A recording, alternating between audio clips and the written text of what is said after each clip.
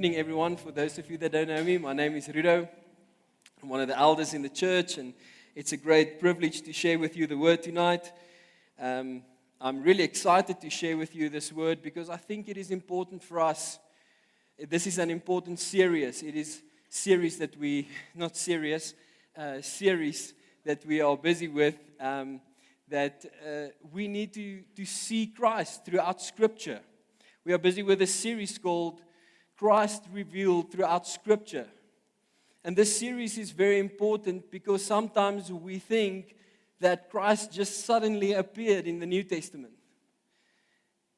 There was a study made among churchgoers, when was the beginning of Jesus? And most people, because it was around the time of Christmas, said that the beginning of Jesus was obviously when he was born in Bethlehem.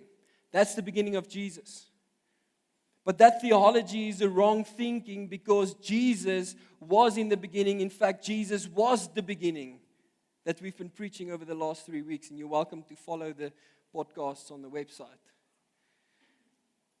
This is very important core beliefs for you and me to have, to know about Christ. That he wasn't just suddenly appeared in the New Testament and there he was in person and then nothing happened before that. Now, Jesus is from the beginning, throughout the Pentateuch, right into the prophets, and then he was incarnated into this earth, and we'll get to all of that. But tonight, we are going to look at the promise of Jesus, this third week in this series. And so you're welcome to turn with me to the book of Deuteronomy, which is between Genesis and Revelation. You'll find it. It's the fifth book in the Old Testament. And before we read this passage from Deuteronomy 18, I want you to note a few things. There's a few things that you need to know. This passage that we're going to read, Deuteronomy 18 from verse 15 to verse 18, this passage sits in the Pentateuch. And maybe tonight you hear the first time this word Pentateuch or the Torah. It just refers to the first 5 books in the Bible, which is Genesis, Exodus, Leviticus, Numbers, and then Deuteronomy, right? And if you're Afrikaans, there was a song that we learned to remember the names. No, I'm not, because we are English tonight. But if you plan to have 5 children, I think this will be 5 cool names. Come, Exodus. And obviously there will be an expectation of Numbers to do well in maths.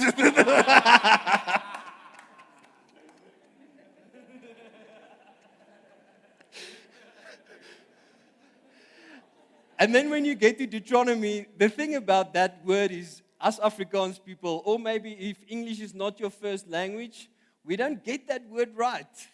So you'll always call him Deuteronomy. So let me help you tonight, okay? If English is not your first language, it's Deuteronomy. Huh? Deuteronomy. Just say it easy like that. Okay, so that's where we are going to read from tonight, Deuteronomy 18. And Deuteronomy is the 5th and final book in the Pentateuch, in this law of God, the Torah, which is also a renewal of the covenant. Because God gave the covenant to his people, but then they were wandering around in the wilderness for 40 years. And so the old generation has sort of died off. And after 40 years, there's a whole new generation in front of Moses. And so he needed to renew the covenant that God made with his people. And so this is actually a perfect book for you. The new generation. Go and read Deuteronomy because it was written for you. And this text that we're going to read tonight lies in an important part of this book, which is a covenantal section of Deuteronomy called prophetic promise. The Israel were not to seek revelation through pagan practice. They were not to hear from sorcerers where they are going or what they should do. No, God himself would raise up a prophet for them to be a mediator. And so the Jews had to study the Pentateuch, the Torah. They had to know, like you and me, we learn maths and we study all sorts of things. I'm sure you study all sorts of things. But the Jews had to study the first 5 books. And they had to know it off heart. And so they knew this scripture. They knew this promise. And they held on to it for generations to come. So let's read the promise in Deuteronomy 18 from verse 15 to 18. It says, "The Lord your God will raise up for you a prophet like me from among you, from your brothers. And it is to him you shall listen, just as you desired of the Lord your God at Horeb on the day of the assembly, when you said, 'Let me not hear again the voice of the Lord my God, or see great fire anymore, lest I die.'" Verse 17. "And the Lord said to me, 'They are right in what they have spoken.'" And then God is continuing. He's saying, "I will raise up for them a prophet like you from among their brothers. And I will put my words in his mouth, and he shall speak to them all that I command him." This is the word of the Lord. Lord, thank you for this word tonight. Thank you that we can, even though it was promised and spoken, Lord, centuries ago, it still applies to us, even to this day. And may you come tonight and reveal something of yourself to us through this scripture. I pray in Jesus' name. Amen. The title of the message tonight is The Promise of Jesus. The Promise of Jesus. And if we just for a moment take this word promise, and you think about this word promise, how many promises do you make in a day? How many promises do you make in a week? Is this word still relevant today in our society? If this word didn't exist, how would it be? If you think about the different phases of life that all of us go through when you are a child and you grow up and your father said, "Yes, I will kick the ball with you. Yes, I will take you to the golf course. Yes, I will go and look at your match." And then you grow up and you fall in love and you declare to that person, "I will love you forever." And then your heart breaks because you didn't marry that person. It wasn't marriage beloftes, promises that you make. It was only words because you fell in love. And then as you move through life, you meet this right person. And then there comes the day that you stand before the altar and you proclaim those words. "I promise to be with you forever till the day us do part," right? Imagine the other person don't believe in promises. That would be awkward. But can you see how important this word promise is in our society and even to us to this day? I'm in the phase of my life where my children are now small. And my son asked me if he could play rugby. And I said, "Yes, I will come and watch you play." So I made that promise. I said, "Yes, you can play rugby. I will come and watch you play." Now imagine I don't live up to my promise because he played last week Friday, his first match for his new school. And so I said I will be there. Unfortunately, I was just a little bit late due to certain circumstances. Cullinan Golf Course is a bit far. So, I'm joking.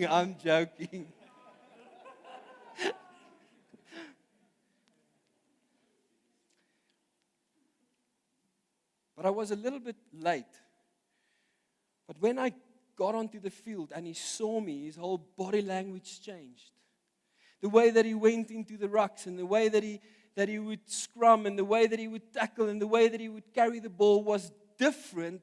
Even my wife said it. Do you know why? Because a promise carries power.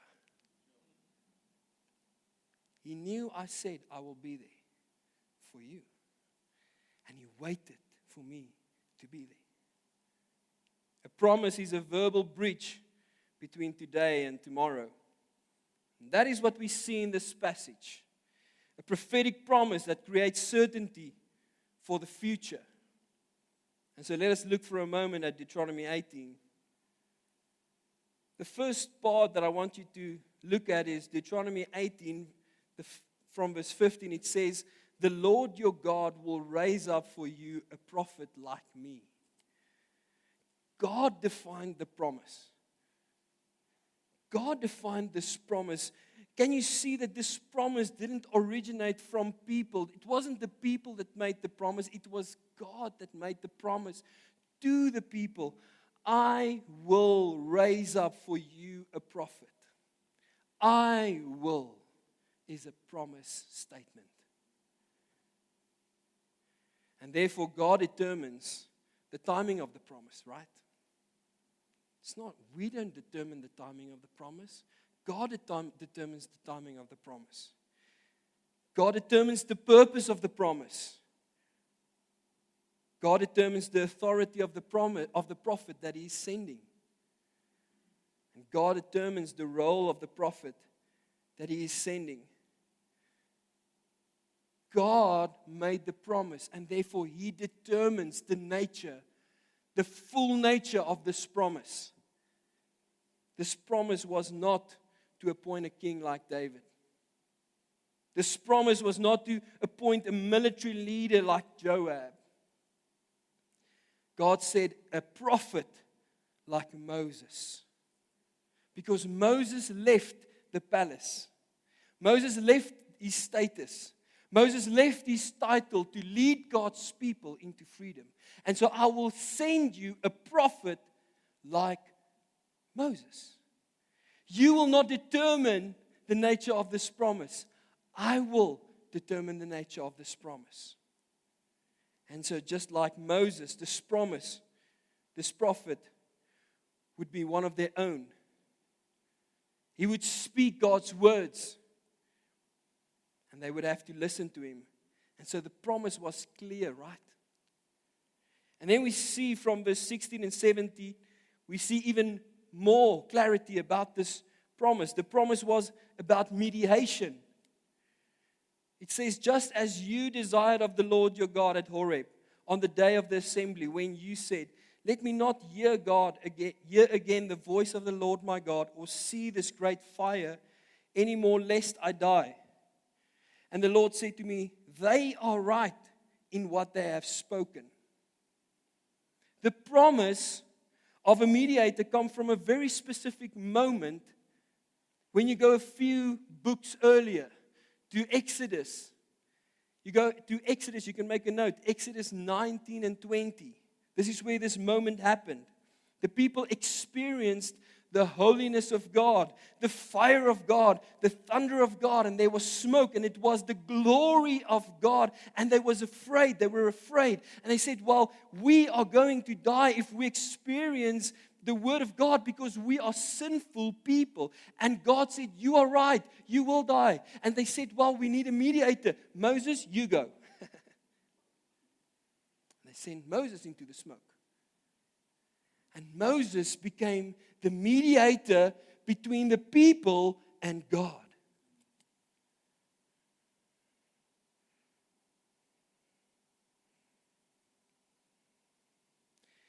This is very important, friends, because the promise of the prophet was not about kingship or political liberation.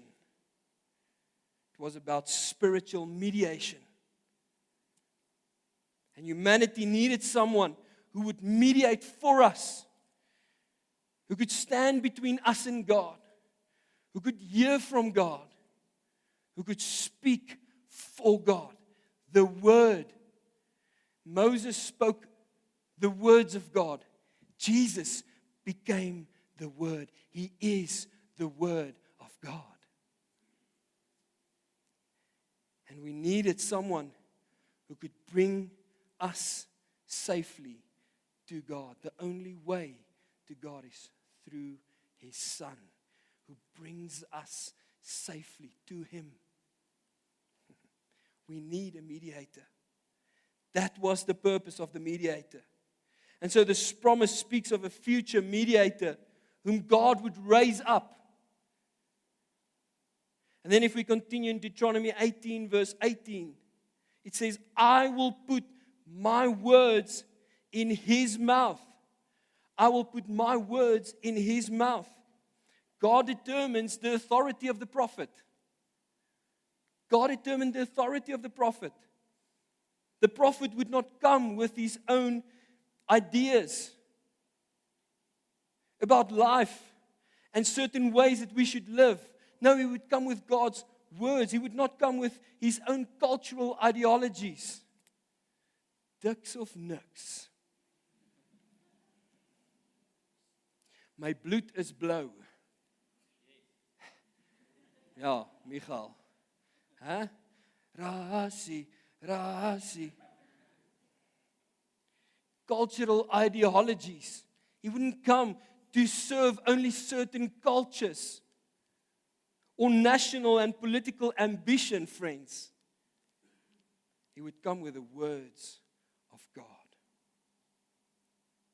This means something very important for us. It means that we as people, we're not called to control the prophet. We were called to listen to the prophet because he would speak the words of God. Amen? And that's why this command in verse 15 is so important and very clear. It says, you must listen to him. Other translation says, you must obey him. It's an easy command. Listen to what he says and follow what he says. And this was just like Moses. He will be like you, Moses.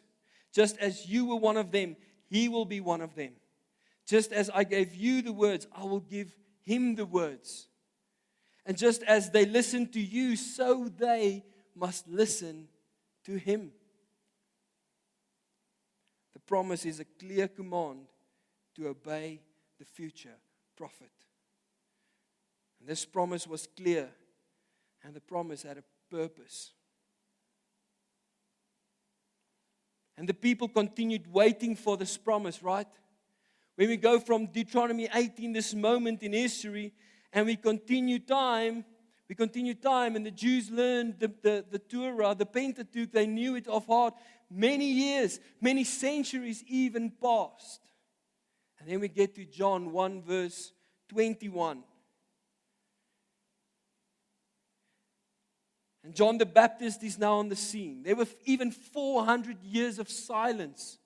And suddenly there's a prophet on the scene. John the Baptist. And what happens? What's the first thing the people ask him? The Jewish people ask him. They asked him, what then? Are you Elijah? And he said, I am not. And they asked him, are you the prophet? Deuteronomy 18. Are you the prophet? And he answered, no.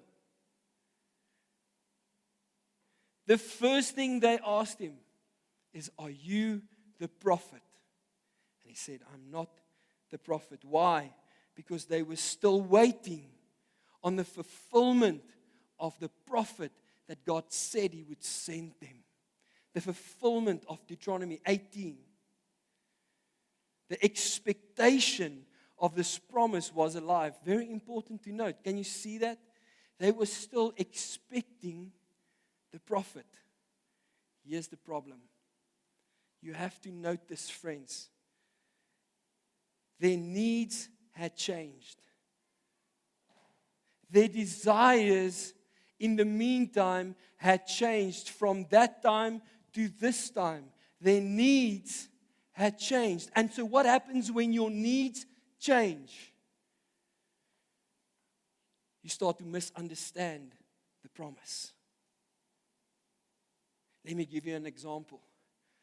I said, I will go and watch your games. You can play rugby. I will watch your games.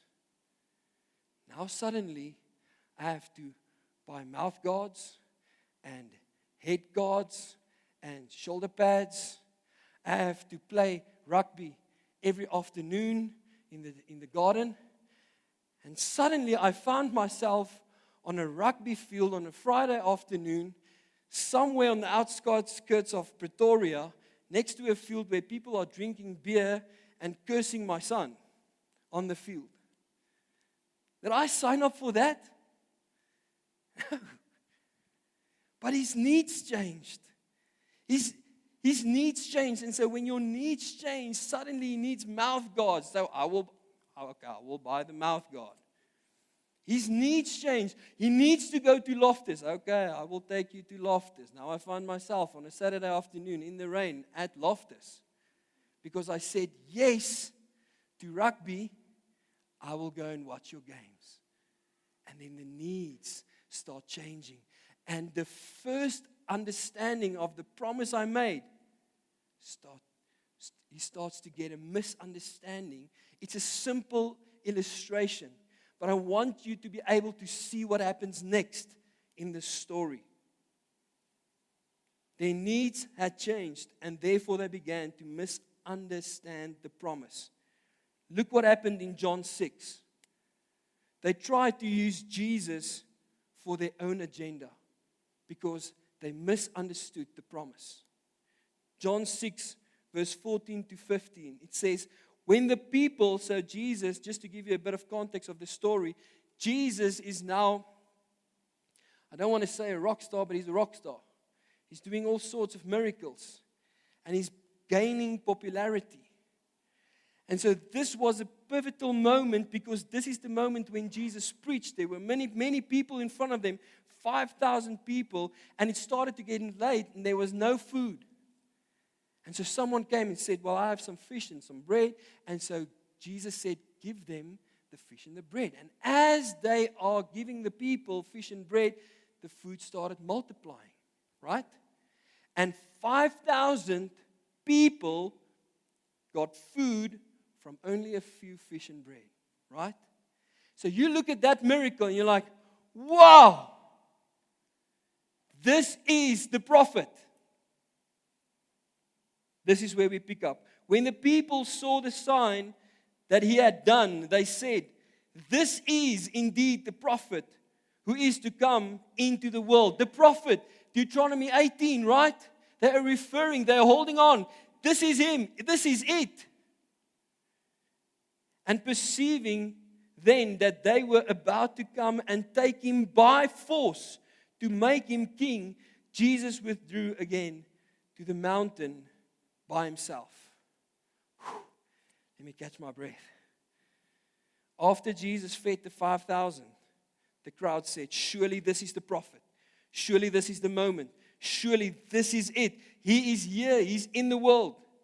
They correctly recognized the prophet from Deuteronomy 18. But immediately afterwards, the text said, they wanted to make him king by force. What does this mean? They believed that Jesus was the prophet, but they misunderstood the promise by thinking his coming was political rather than spiritual. Did you catch that? They thought that they were going to make him king to deliver them from the oppression from the Roman government.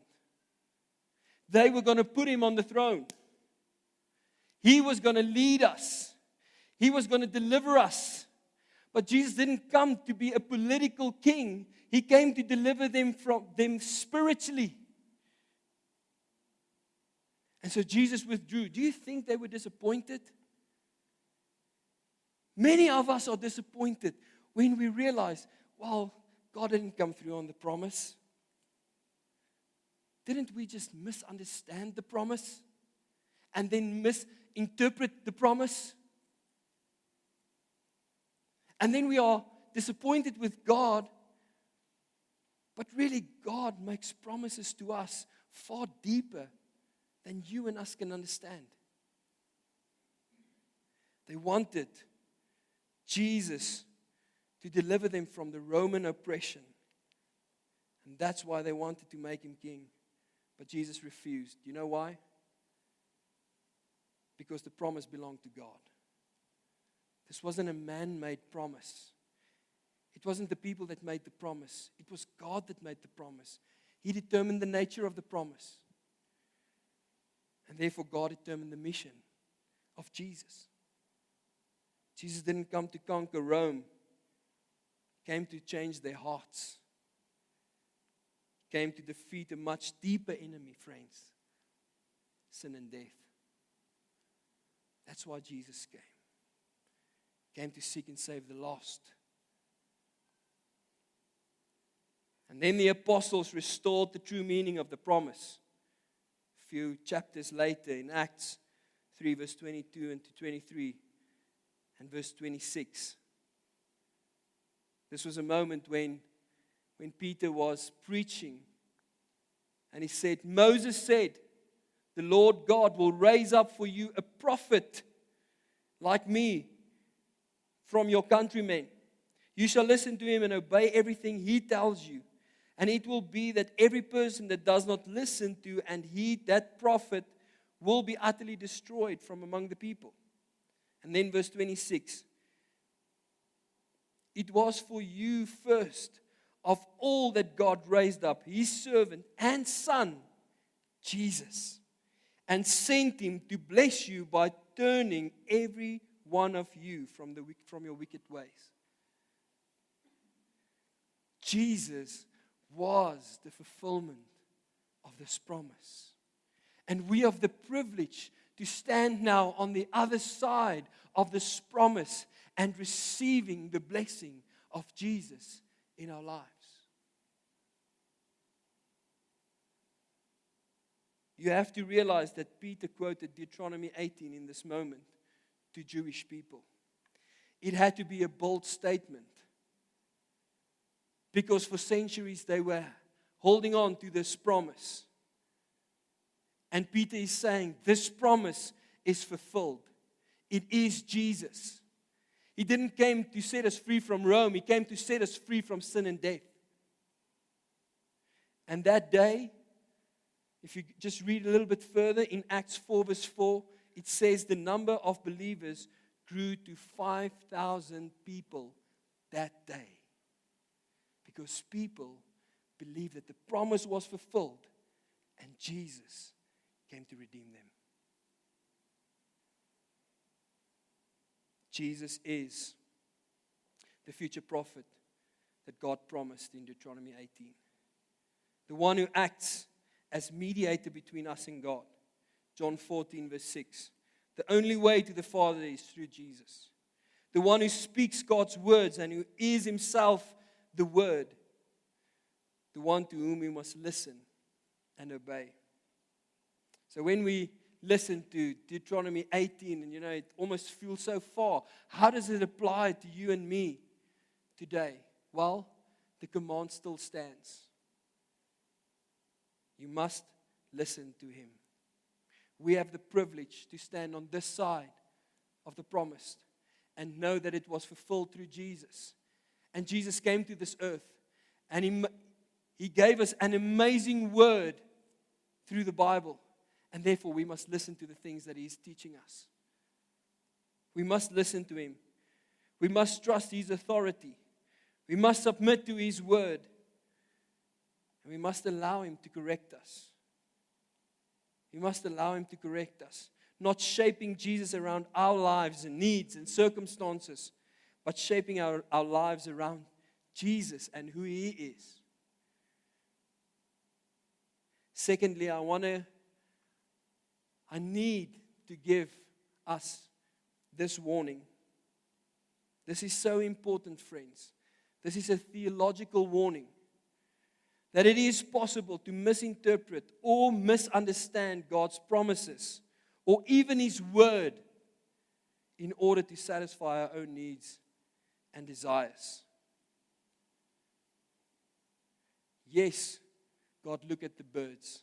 And yes, he clothes the lilies of the field. And therefore, he will look after you. and He will provide for you. But if we are going to stand on that promise and only pray that, we're going to miss the part that says, "Oh, you of little faith, seek first the kingdom of God and His righteousness, and then everything else will be added to your life."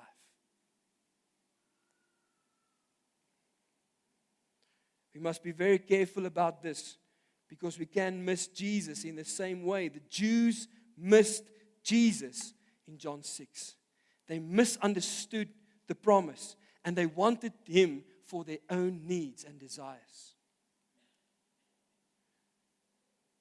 And lastly, the true promise is greater than we think, friends. Israel desired freedom from Rome, from Roman oppression, but God offered them freedom from sin. They wanted national victory. A nation on our own. We have a national anthem. But God offered them eternal salvation. Sometimes we reduce God's promises to temporary or human solutions. We make God's promises so small because we interpret it with a misunderstanding of who He really is. We think He just suddenly appeared on the scene, but He was promised centuries ago.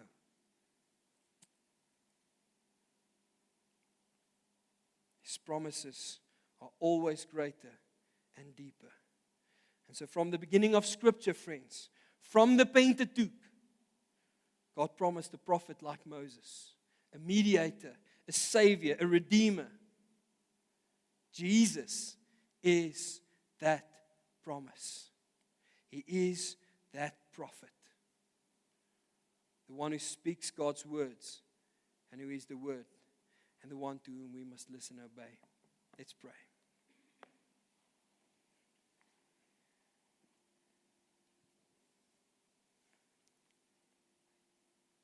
I don't have a question tonight for you to reflect on, but I want you to reflect on this word. I know for each one something will stand out. And maybe there's something that caught your attention in this word. And I want you to take a moment to reflect on that. Maybe it's a moment of confession, saying, "Sorry, Lord. I misinterpreted your scripture, or I misunderstood your scripture. Lord, I wasn't obedient to you. I didn't listen to your words." I know that tonight for each one of you, it's something different. Maybe it is disappointment of a promise that didn't come through. And you know that disappointment is real. And I want you to know that God knows that. And He has so much grace and kindness for your hurt. Don't you want to take that hurt even tonight and lay it at the feet of Jesus?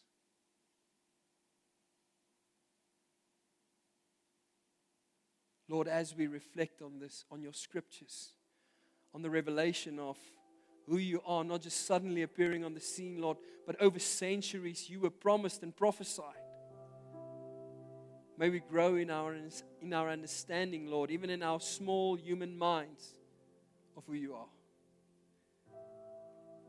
And may we not forget that you are the King of Kings, the one that stands between us and God. And that even tonight, Lord, you are presenting us, you are bringing us safely before the feet of God, so that we may be viewed by the Father blameless, because you gave your life. As we reflect on this word, I pray, Lord, that you will minister into each person's heart. In Jesus' name. Take a few moments, take a few minutes, and ask Jesus to speak into your heart in this moment.